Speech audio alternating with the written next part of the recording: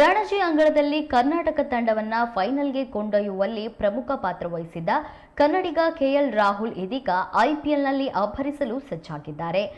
IPL $1 million ಟೂರ್ನಿಯಲ್ಲಿ Delhi capitals ತಂಡವನ್ನ ಪ್ರತಿನಿಧಿಸುತ್ತಿರುವ KL Rahul ಈ ಬಾರಿಯ ಐಪಿಎಲ್ನಲ್ಲಿ ಡೆಲ್ಲಿ ತಂಡದಲ್ಲಿ ಹೊಸ ಪಾತ್ರವನ್ನ ನಿರ್ವಹಿಸಲಿದ್ದಾರೆ. ಡೆಲ್ಲಿ ಕ್ಯಾಪಿಟಲ್ಸ್ ತನ್ನ ಹಿಂದಿನ ತಪ್ಪುಗಳಿಂದ ಪಾಠ ಕಲಿತಿದ್ದು ಕೆಎಲ್ ರಾಹುಲ್ ಅವರನ್ನ ಓಪನರ್ ಆಗಿ ಆಡಿಸಲು ನಿರ್ಧರಿಸಿದೆ.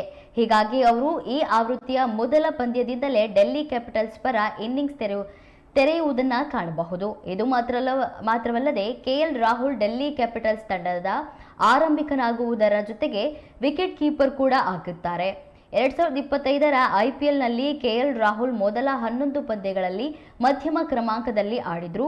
ಆದಾಗ್ಯೂ ಜಾಕ್ ಫ್ರೇಜರ್ ಮೆಕ್ಗುರ್ಕ್ ಅವರ ಕಳಪೆ ಆರಂಭಿಕ ಪ್ರದರ್ಶನದಿಂದ ಬೇಸತ್ತ ಡೆಲ್ಲಿ ಫ್ರಾಂಚೈಸಿ ಕೆಎಲ್ ರಾಹುಲ್ ಅವರನ್ನ ಆರಂಭಿಕನಾಗಿ ಕಣಕ್ಕಿಳಿಸಿತು.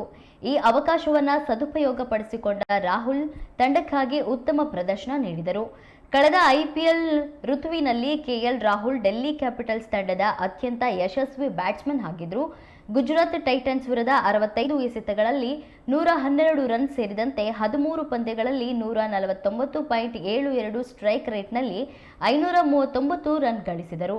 ಡೆಲ್ಲಿ ಕ್ಯಾಪಿಟಲ್ಸ್ ಪರ ಆರಂಭಿಕ ಆಟಗಾರನಾಗಿ ರಾಹುಲ್ ಶತಕ ಬಾರಿಸಿದ್ದು ಐಪಿಎಲ್ 2026ರಲ್ಲೂ ಕೆಎಲ್ ರಾಹುಲ್ ಅವರಿಂದ ಇದೇ ರೀತಿಯ ಉತ್ತಮ ಪ್ರದರ್ಶನವನ್ನ ಡೆಲ್ಲಿ ಕ್ಯಾಪಿಟಲ್ಸ್ ನಿರೀಕ್ಷಿಸುತ್ತದೆ. ಇದನ್ನ ಗಮನದಲ್ಲಿಟ್ಟುಕೊಂಡು ರಾಹುಲ್ ಅವರನ್ನ ಆರಂಭಿಕ ಆಟಗಾರನಾಗಿ ಕಣಕ್ಕಿಳಿಸುವ ಅಂತಿಮ ನಿರ್ಧಾರವನ್ನ ಆಡಳಿತ ಮಂಡಳಿಗೆ ತೆಗೆದುಕೊಂಡಿದೆ.